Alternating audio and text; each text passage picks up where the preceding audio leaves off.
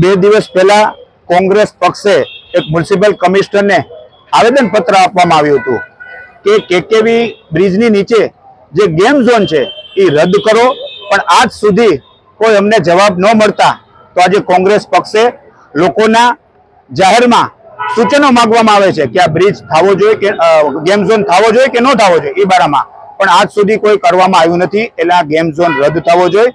લોકોના સેફટી માટે અમે આ પ્રયત્નો કરી રહ્યા છે. વિકાસના કામમાં કોઈ દી હર હંમેશ કોંગ્રેસે સંપૂર્ણ ટેકો આપ્યો છે. તમે બીજી જગ્યાએ કોઈ ગેમ ઝોન કરો એવી એ આવકારદાયક છે.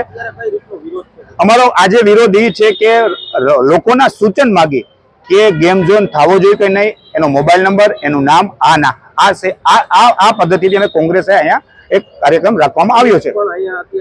એટલે પોલીસ ભાજપના કહેવાથી ભાજપના ખેસ પહેરી લીધા છે, એટલે પોલીસ અમને ધરપકડ કરવા આવી છે. અમે તો પ્રજાના પ્રશ્ન મતે લડત આપી છે, કોઈ બીજો કોઈ વિરોધ નથી. આ છે એ સેફટીનો પ્રશ્ન છે. જે પણ ગેમ ઝોનમાં આવશે એના સેફટીના પ્રશ્ને કોંગ્રેસ પક્ષ વિરોધનું પ્રદર્શન કરે છે.